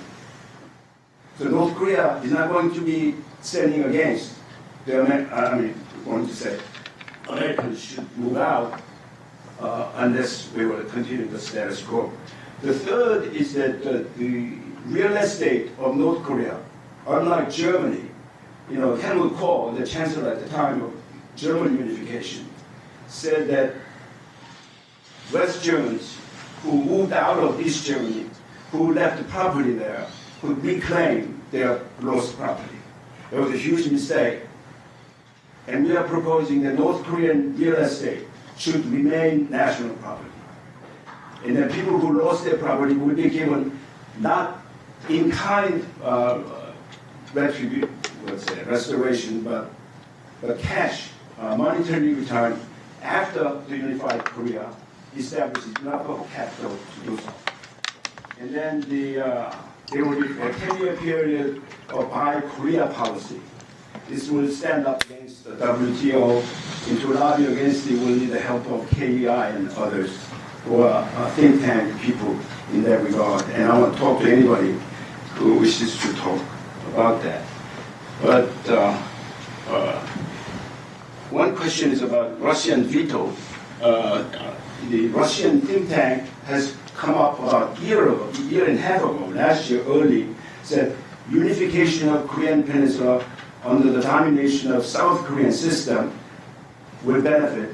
Russia will not oppose to do that. So it will be, in spite of Ukraine, Russia will not be an impossible entity there. So there are others. But this book, the Korean version and English version, will be available by hundreds of copies. In Annandale, you may just find a Korean monitor. And you can purchase it from there. And money will be given to International Council for Korean Studies for planning of events like this, say, for next year. Author does not want any royalty for that. Okay, now we have two very distinguished discussants. The first is Professor Jong of Hollins University, a very well-known, widely respected political scientist, and who has contributed numerous articles and papers and presentations at conventions, especially at International Council for Korean Studies in the past. And Dr. Hugo Kim, you heard of him enough today about how, without him, this event would not have been possible. A real hard worker who looks for difficult work and do that, carry it out. He's the president and founder of East-West Research Institute, and he currently teaches courses at Washington Baptist University. And one last note that his effort to support this unification, I and a few friends of mine are forming One Korea Foundation. And once we get the IRS approval, we'll start moving by the end of this year. And I hope you become interested in it and talk to us about that. Now, Professor Ra. Thank you, Mr. Chairman. Can you all hear me in the back? Great. Let me start it this way. These are three outstanding papers, replete with exhaustive reference to data, appeal to details that are masterfully organized in a way that make them both interesting and important, in my opinion. And I find it daunting to add anything to them, but I'll give it my level best. The other shoe invariably has to stop, right? Let me start with a very small introduction of my source, one of my sources. When DJ Kim became president, he decided to reform the intelligence network, intelligence institution of South Korea. And as you know, Jong, the Central National Intelligence Bureau, consisted of three subdivisions. One exclusively concentrated on intelligence with regard to North Korea. Second one, external intelligence, corresponding largely to CIA work. And then finally, the third one, domestic intelligence. I guess it corresponds to the American FBI. He decided to combine the first two, thereby making those two, very briefly they stay that way, making them essentially the Korean analog of American CIA. The person who was appointed was a very unlikely one, because his mission was to purge the organization of its elements that previously were charged with abuse of power against the dissidents, domestic dissidents, rather than engagement in foreign affairs. Well, it happened to be my younger brother. So he's one of my sources that I'm going to use. He's a funny guy in some ways, because he comes out with some weird hypotheses, speculations about what could have been. So I want to entertain you a little bit with some of what he said, in addition to the usual scholarly sources that I may have to appeal to. Dr. Chang's paper is an extremely intelligent one, and in my opinion, important one, although he admits that it's a minority view. The majority view makes it sort of a swim, makes his proposition swim upstream against a set of very strong factors that unite or bound the two countries, PRC and North Korea. And that is the ideological symmetry that we all know about between the two, and the partnership between during the Korean War that started in June 25th, 1950. Rather than partnership, it was PRC that saved the neck of North Korea in the second phase, as you very well know. And then third, and not certainly least important, is enormous dependence on the part of North Korea on China for military and energy purpose. So against this backdrop, to propose that somehow Russia is slackening or losing its influence on North Korea, they have a rough time to defend. So my conversation with my brother produced the following scenario. So I'll let the experts to judge the validity of this particular view. It consists of a sort of a political equatic equation. The first variable has to do with the relationship between PRC and North China. That could be, strangely enough, defined as mutual symbiosis in this case, symbiotic relationship in the sense that they need both. Now, the popular view is that PRC's need for North Korea's existence is much less advertised than the other way around, except that there are three other possibilities that enter here, and that is the relationship between China and North Korea that I've talked about. And second, enter the two other countries, Pakistan and India, in the following sense. PRC finds Pakistan, I don't mean Pakistan, India as its chief economic rival, especially in global trade. Anything that slackens or distracts the pace of constant progress, awesome progress on the part of India's technological industry and others, is an advantage to China's competition in this case.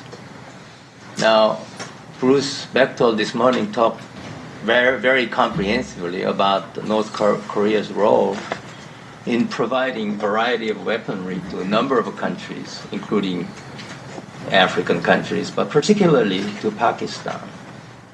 By providing this, and including possibility of uranium as well, And we all know about the rancorous and the belligerent relationship between Pakistan and India.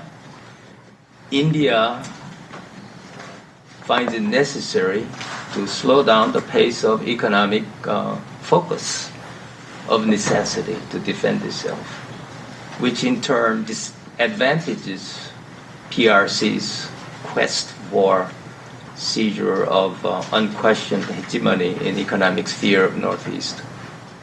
So that's where North Korea, it is believed, provides an indispensable role for PRC's continuing domination in economic terms.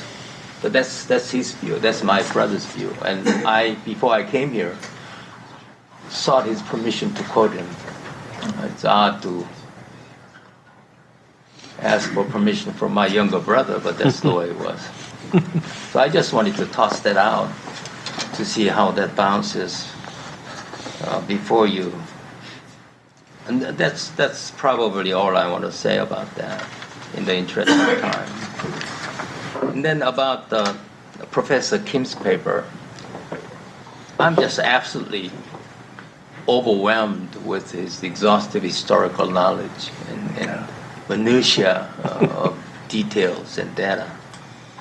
I do have some questions that I'd like to ask, and that is the 5 reasons that he gives, the denial of wrongdoing that he talked about, Yasukushi visit, refusal to apologize, Tokto dispute, and Japan's quest for greater international role through the bolstering of Japan's defense capability. All these are very plausible arguments. What I would add to my wish list, not as a contradiction by any means, is I wish his argument would add a degree of intensity that convinces me that Abe regime is truly a standout among the past backdrop of Japanese policy. After all, Tokto dispute went for a long time before Abe took over. And the denial of comfort women matter, or even to the extent, at least under Abe regime, the chorus led by him was sung loudly by a provincial governor who said that there was no need to deny the existence of comfort woman because comfort woman was a necessary component of efficacious function of a military. Now that, I would say, is the ultimate of refusal to apologize or admit. He, in fact, rationalizes the use of it in his patriotic zeal. So there's no doubt that Abe's regime went to the extreme, but I wish there had been a little more cogent argument that established the standout nature of Abe's regime as a revisionist government. The second question I'd like to ask is, why is Japan doing this? What is the cost-benefit analysis? I really have a rough time. So I called my brother because, among other things, after he resigned from the chiefship of KCIA, he was later, after he became UK ambassador, he became also, as some of you may know, ambassador to Japan. He was forever vexed by this problem because he was caught between rock and a hard place, as you can imagine. So I called him and said, do you have any idea why Japan is interested in reviving time after time this issue of Tokto, for example? And he said, you got me. He has no idea. He told me that poll after poll of the popular opinion on this issue showed, at best, a blurred, torn sort of indecisiveness on the part of people of Japan, not the leadership. Sort of agnostic attitude on their part. And the question is, what is this gesture tailored to? And as a person who had to be under his call of duty as an ambassador to Japan, thoroughly familiar with the nature of this, the texture of popular opinion making. He couldn't come to grips with it. So I like to ask the expert here, for whom I have enormous respect, Dr. Kim, what in his opinion explains this persistent pursuit of controversy in this regard. And also, my brother has also his indigenously weird theory about this matter. He said it takes two to tango, and for Japan to thrive on this controversy requires immediate and evocative response from Korea and China. Just imagine what would happen if Japan slaps us and nothing happens. We smile. We tell them to keep on doing it. Nothing would happen. They wouldn't get their mileage out of this. And the question is, not Japan, but why is Korea doing this? And China responding every time, dance to the tune that Japan produces.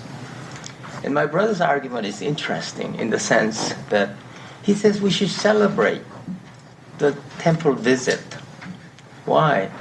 It stands as a symbol of a moronic engagement on the part of Japan in the Pacific War. Truly idiotic engagement. Reckless as hell.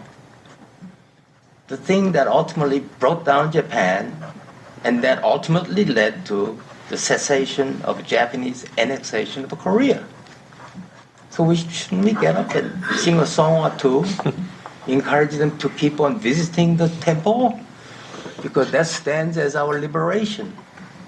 And I thought that was rather interesting and unique view of the whole thing. But you know, the subtext of this is much more interesting than important to some of you, but to me it's much more important than interesting. Why? Because I think what he's trying to say is that we are feeding the Japanese motivation for continuing this particular matter. And I agree with him.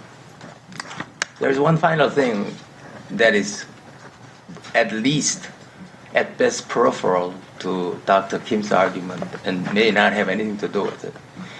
He's mentioned, very correctly mentioned, Kono statement that was based on testimonies that had nothing to do with victimization. Vaguely reminded me of Congressman Dara Isa's hearing that he held last year, February 16th, as some of you may remember, concerning pro-choice, pro-life debate, abortion, and contraception. And he called 5 witnesses to, as you remember, he as you may know, he chairs a very powerful government reform and government overseeing committee. And he didn't call one single woman. He called 5 men. Supposedly, he performed the duty of formulating policy on the basis of male testimony alone. And I thought, I know that's at best a questionable linkage that I'm building forcefully between the Kono statement and Dara Isa. But as a person who is interested in American politics, I couldn't resist the temptation. Finally, Professor Maxwell's fine paper that I read as a really terrific normative template for what to do when time is ready, or even before time is ready. But again, in the tradition of my brother, and this is me speaking this time, not my younger brother, I'd like to ask a question or two. Well, first of all, a comment. He said, I think he said, if I remember, that United States has both moral and practical interest in this matter of Korean reunification.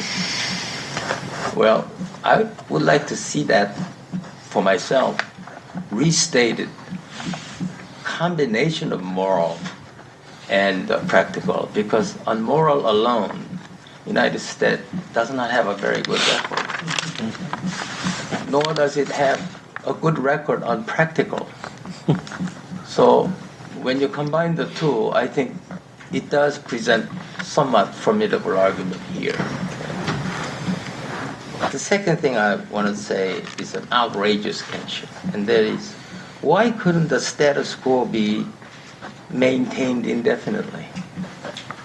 What are its costs? What kind of bleeding do we expect? You know, my famous quote always comes from this man, which serves as a wonderful lesson, not only for my political science that I try to study, but also my life. And that is, H.L. Mencken of Maryland was once asked by a bunch of journalists who dogged him and said, Mr. Mencken, why do you love your wife? And he said, as compared to what? Well, it seems to me that the status of the peninsula, when we say couldn't be maintained this way, my question is, as compared to what? As compared to unification? What guarantee is there that only, and I'm quoting him, reunification will produce acceptable security solution in Northeast Asia? Now, I remember that Professor Liu, I think, added a sort of a revisionist view of expected Russian veto, or the statement of Russian veto. But if that is true, that Russian veto is something that we can expect, then doesn't the unification pose an ominous future as well of its own kind, rather than the status quo? So that's what I like to. So that's the end of my review. Okay. How many minutes do I have? Not much time. 5 minutes? Next session starts at 4. We will, let's say we'll finish by 5 minutes to 4. So we have You guys 5 minutes to spend altogether, too much including- time. I didn't. Okay, I'm happy to be a part of this panel with distinguished and respected scholars and professionals, all long-time friends also. I'm happy to talk with. Gordon wrote on China, Professor Nakin on Japan, and David on United States, relate to the development of international relations on the Korean Peninsula. When I pass this building and come to this building, I have a nostalgic feeling of just after the collapse of the Soviet Union. I came here at least 2 or 3 times to participate in conference. The rarely need to know that when the Bill Taylor's in charge of the place, right? It's very hot discussions we had here. On Gordon Chang's paper, mostly I agree with him, and but I think still China has great leverage to influence North Korea because of energy and food. According to World Food Program, year 2012, China provided nearly 2/3 of the 372,000 metric tons of food assistance to North Korea. 2/3 of it. North Korea received also 245,000 metric tons of heavy fuel oil and equivalent during 2007-9, before 6-party talks broke down. Now, North Korea mostly depends on the supply of fuel oil through the pipeline from China. I believe that China has powerful leverage to influence North Korea, but Chinese leader may think that they still need North Korea for its strategic interest. That's my guess. About the China and North Korea issues, China does not support DPRK news. China does not force them to follow the China's model of economic development. And China supports UN economic sanctions on DPRK. In this regard, generally speaking, I am relatively positive in viewing the development of Sino-South Korean relations because of following reasons. International relations. Last week, Chinese ambassador to United States, Hui Jiankai, participated in the opening ceremony of 6th China-US project on crisis avoidance cooperation held at USIP, where he delivered a keynote speech on the new model of major country relationship between China and the United States. He said that the key to our success in avoiding crisis is to turn dangers into opportunities for cooperation to make a better world for all. That's a very important message. So this message is China wants to keep its G2 position, status, reputation based on norms and rules of international community so that it will cast fair vote in the United Nations, which is favorable to South Korea.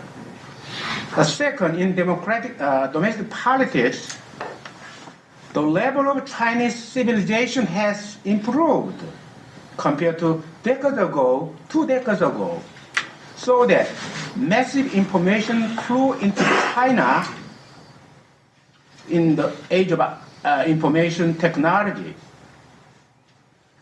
That makes more liberalized toward the democratization. I think current leadership of China fully understand that the importance of the public demand for democratization, which is favorable to South Korea. In economy, the Chinese economy requires industrial restructure, but will adjust for continuous growth just like Japan and South Korea in the past. Moreover, the free trade agreement between China and South Korea, though it is now under negotiations, will increase trade and investment, which will be mutually beneficial, contribute to the Sino-South Korean relations. And national security. China wants peace on the Korean peninsula, the nuclearized peninsula, so that any aggressive actions from the north could be constrained by the Chinese influence. There are minor problems such as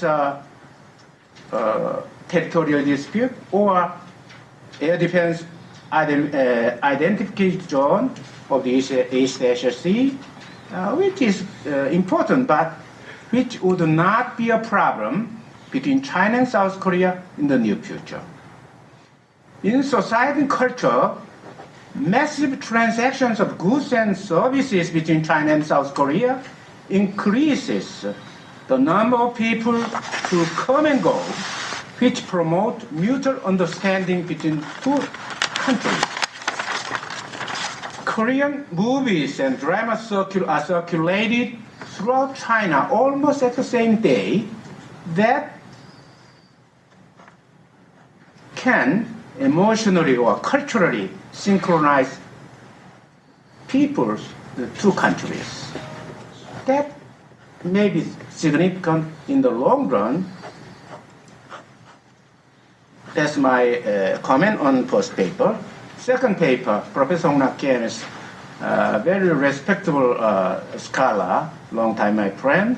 my senior friends, but because I'm not specialized in Japan, so I read the paper as a lecture of my professor. So he spent almost 30 minutes to presentations. Fortunately, I need just 3 minutes to talk about it. You have to give you some time to respond. Okay. Okay, I'll skip it then. Actually, I wrote 1 page for comments, but I'll skip this, okay? David's, one of the most important part is the extension of OPCON on the CFC. I think it's the most important part of the U.S. support for the Korean unification efforts. So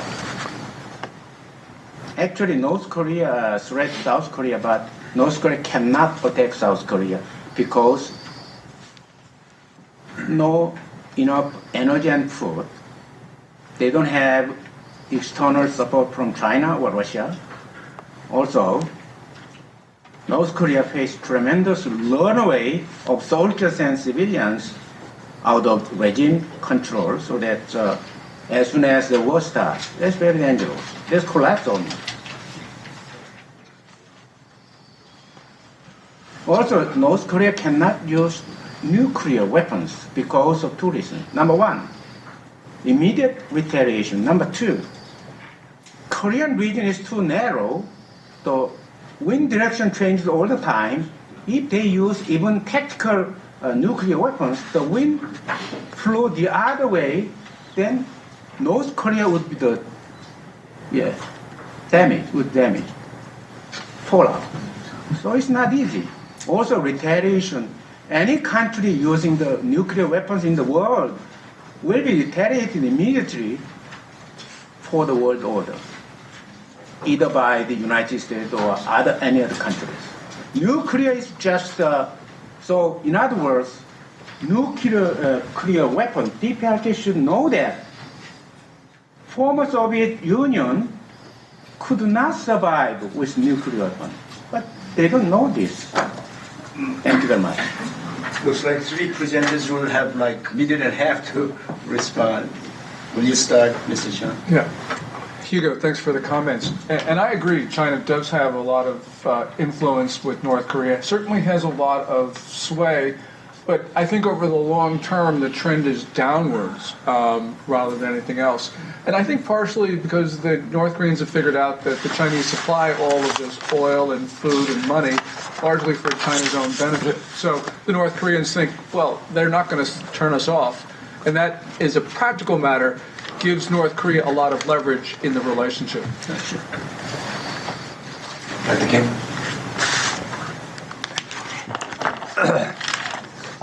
Let me say first that as far as Abe government is concerned, this is the first government in the post-war period which tried to take a revisionist view of history. I don't think there was any government which tried to do that before Abe as far as revisionist view of history was concerned.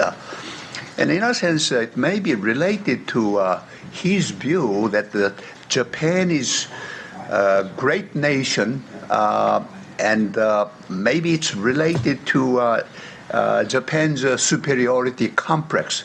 I mean, all the other people just not quite up to Japan as far as Asian countries are concerned. Okay. The third one. Next panel. Okay. All right. I would just add one more item, and that is as far as. We'll have to follow up in private. Yeah. Well, as far as the one final comment I want to make here is concerned, I think Abe is doing this in order to allow or strengthen Japan's nationalism. In other words, he wants to make Japan a great nation. He wants to make Japan a normal state. he want to make Japan first-tier state, which can play a great role in international politics. And as long as Japan maintains present constitution with Article 9, wouldn't be able to do it. So this is why he is doing that. Thank you. So nice.